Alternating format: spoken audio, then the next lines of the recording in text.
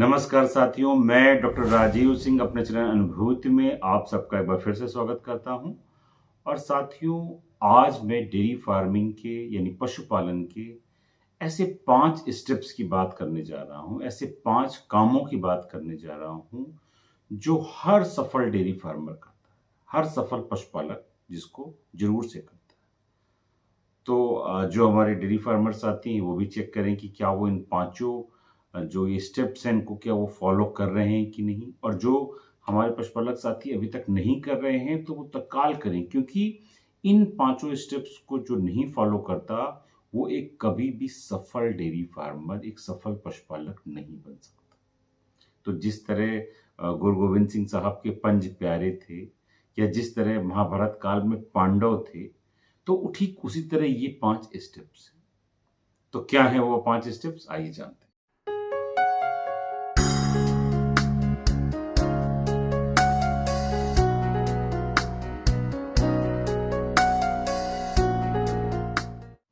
साथियों, आज हम बात कर रहे हैं डेयरी फार्मिंग के उन 5 पांडवों के बारे में, उन 5 बातों के बारे में जो अगर कोई डेयरी फार्मर या पशुपालक अमल में नहीं लाता है तो वो सफल नहीं हो सकता। तो वो क्या है बातें, आइए जानते हैं। सबसे पहली बात है डिवर्मिंग, यानी अपने पशुओं को कृमिनाशक दवा देना। अरे बहुत सारे लोग कहेंगे तो बड़ी सिंपल सी बात है, इस बात को आप बार बार क्यों कहते हैं, लेकिन ये बात जितनी सिंपल है उतनी ही पेचीदा है।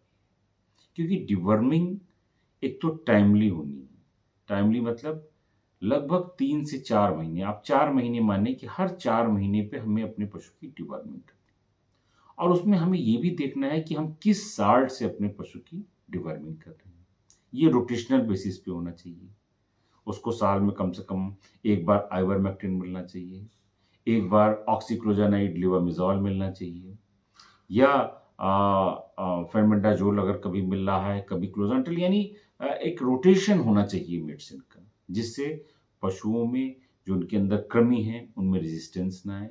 और जो तरह तरह के कृमि होते हैं, जैसे कई बार राउंड वर्म्स हैं जो गोल केचुए जैसे कृमि होते हैं, कई बार टेप वर्म्स होते हैं, कई बार जो फ्लूक्स होते हैं, लीवर में रहने वाले जो कीड़े होते हैं, जिगर में रहने वाले कीड़े जिनको लीवर फ्लूक्स कहते हैं, बहुत ही जानलेवा, पशु की जान ले लेते हैं। या फिर जो रुमेन में रहने वाले एम्फीस्टोम्स होते हैं। तो इस तरह के सारे कृमि होते हैं। तो अगर हम अलग अलग दवाइयों का, अलग अलग साल्ट का उपयोग नहीं करेंगे तो हमारी डिवर्मिंग कभी भी कंप्लीट नहीं होती। पहला स्टेप था डिवर्मिंग का, तो हमें टाइमली करनी है, और दूसरा रोटेशनल बेसिस पे करनी है। कई बार कृमियों की वजह से अगर सही कृमिनाशक दवा नहीं मिली तो बहुत तरह की कंडीशन आ जाती है, जैसे लीवर फ्लू कई बार पशुओं की जान ले लेते हैं। कई बार ऐसे भी वर्म्स होते हैं जो बहुत सीवियर डायरिया कर देते हैं, एक्यूट वाटर शूटिंग डायरिया कर देते हैं, जो पशु के लिए बिल्कुल प्राण घातक हो जाता है। इसी तरह वर्म रोट की वजह से आपका पशु कई बार हीट में नहीं आ पाता, उसकी परफॉर्मेंस जो होती है बुरी होती है। तो इसलिए डिवर्मिंग की एक बहुत ही इंपॉर्टेंट प्रक्रिया है जो हर डेयरी फार्मर को टाइम से टाइम करनी चाहिए। और दूसरी बात, अब दूसरा, ये तो रहा पहला स्टेप। अब दूसरा क्या है? दूसरा स्टेप है कि हमें अपनी पशुओं को कम से कम 100 दिन, जो एक साल में 365 दिन होते हैं, तो आप पूरा साल भर अगर दे सके तो बहुत अच्छा है, लेकिन कम से कम 100 दिन आप अपने पशु को मिनरल मिक्सचर जरूर दें। और मिनरल मिक्सचर कब देना है? ब्याने के 15 दिन पहले से शुरू करना है, और उसके बाद पूरा लगातार उसको 3 महीने तक हमें मिनरल मिक्सचर देना है। मैंने 15 दिन पहले क्यों कहा? वो बहुत क्रुशियल है। अगर आप अपने पशु को ब्याने के 15 दिन पहले से मिनरल मिक्सचर देना शुरू करते हैं तो वो पूरे फायदे देगा। आपके पशु के शरीर में जो कैल्शियम, फास्फोरस और मिनरल्स की डिफिशियंसी है उसको नहीं होने देगा, और ब्याने के बाद उसको जो वो मिल्क प्रोडक्शन है उसको भी मेंटेन रखेगा। कितना देना है? 50 से 60 ग्राम, और अगर बाई बहुत अच्छा हाई यील्डिंग एनिमल है तो आप उसे अप टू 100 ग्राम तक भी पर डे दे सकते हैं। तो एक मिनरल मिक्सचर आपको अपने पशु को 100 दिन देना है, ब्याने के 15 दिन पहले से, और उसके बाद ब्याने के 3 महीने तक आप उसको मिनरल मिक्सचर पर डे दें, कम से कम 50-60 ग्राम पर डे। इसी जो दूसरा स्टेप है, इसका एक, ये तो पार्ट ए था, इसी का पार्ट बी है। वो पार्ट बी क्या है कि अपने पशु को ब्याने के बाद ये जो शुरुआत के 3 महीने होते हैं, इसमें आप बाईपास फैट का भी इंक्लूजन करें। बाईपास फैट जरूर दें। ब्याने के 8-10 दिन बाद से आप अपने पशु को बाईपास फैट पर डे 100 से 200 ग्राम तक आराम से दे सकते हैं। और ये करने से, मिनरल मिक्सचर और बाईपास फैट देने से, आपका पशु अच्छा मिल्क प्रोडक्शन में रहेगा और वो कमजोर भी नहीं होगा। उसको तमाम बीमारियां जैसे कीटोसिस है, जो वो ज़्यादातर बीमारियां इस कंडीशन में निगेटिव एनर्जी बैलेंस में जाने से होती हैं, वो भी नहीं। तो अगर आप 15 दिन पहले से मिनरल मिक्सचर दे रहे हैं, तो आपके पशु को प्रोलैप्स है, जेर का रुकना है, इस तरह की कंडीशंस में भी बहुत आराम है। तीसरा स्टेप क्या है? तीसरा स्टेप है कि अपने पशुओं को मैस्टाइटिस से बचा कर रखें।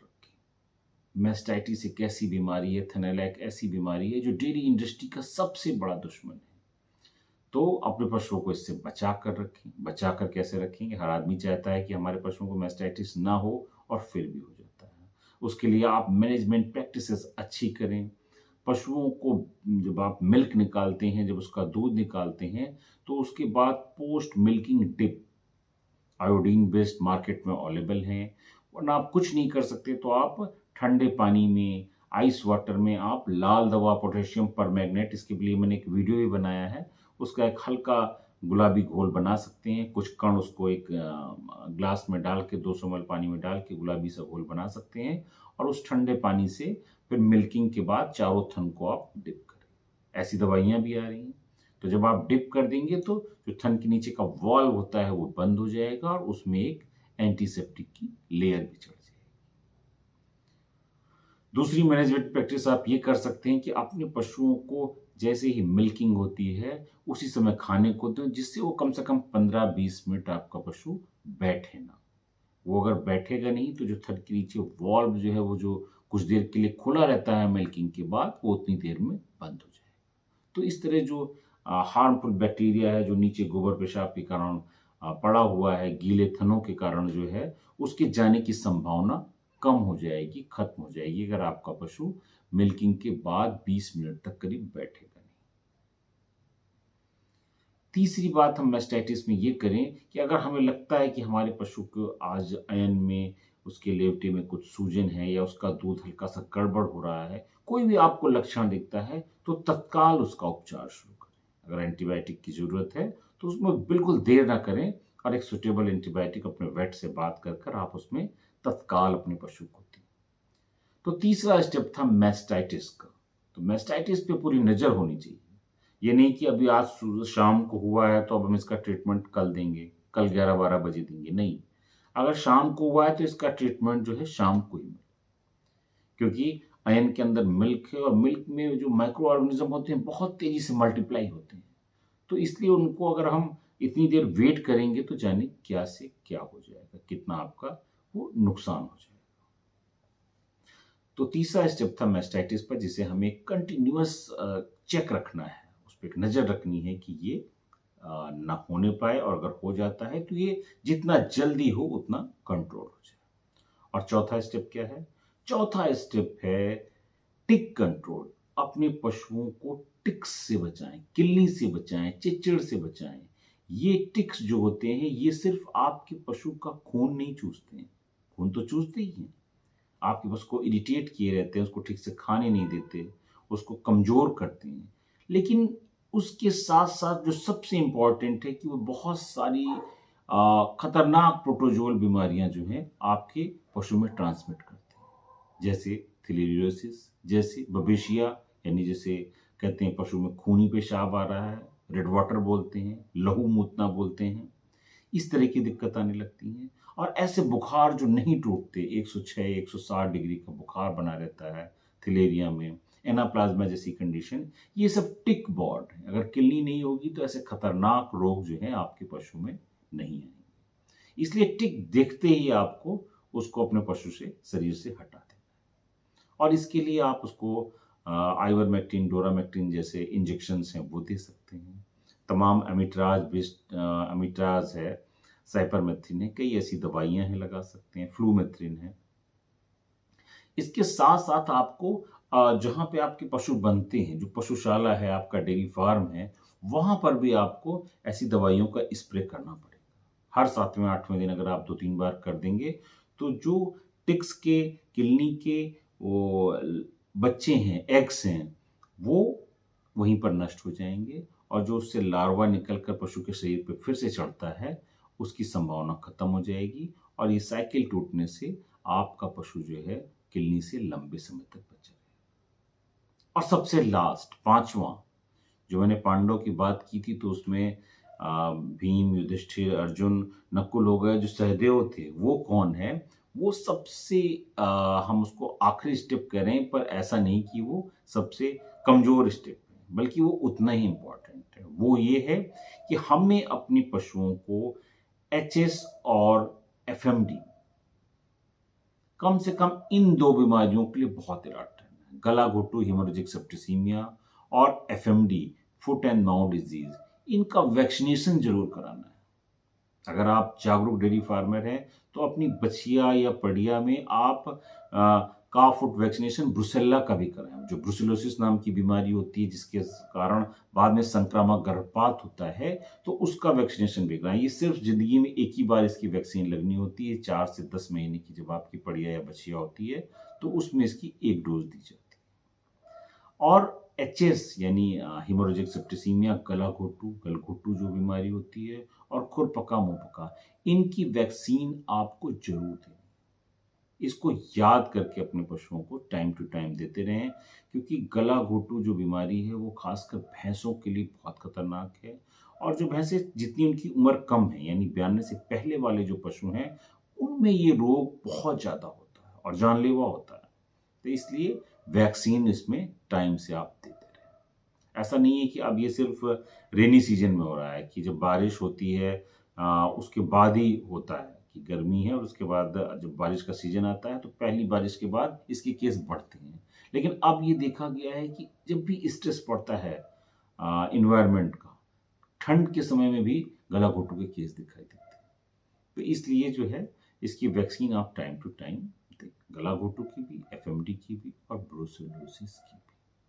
तो ये तो 5 उपाय थे। पहला उपाय क्या था? पहला उपाय था अपने पशु को टाइमली और रोटेशनल बेसिस पे डिवर्मिंग करें। दूसरा था मिनरल मिक्सचर और बाईपास फैट। अगर पूरा साल आप दे सकते हैं मिनरल मिक्सचर तो बहुत अच्छी बात है, वरना ब्याने के 15 दिन पहले से लेके ब्याने के बाद 3 महीने तक ज़रूर दें। और बाईपास फैट अपने पशु की डाइट में शुरुआती 2-3 महीनों में इंक्लूड करें, उसे दें, इससे आपके पशु को बहुत फ़ायदा हो। तीसरा स्टेप क्या था? तीसरा स्टेप था कि मैस्टाइटिस या थैलेला से अपने पशु की रोकथाम करें और अगर उससे होता है तो उसका तत्काल उपचार करें। चौथा स्टेप था टिक कंट्रोल करें और अपने पशुओं को तमाम बीमारियों से बचाएं।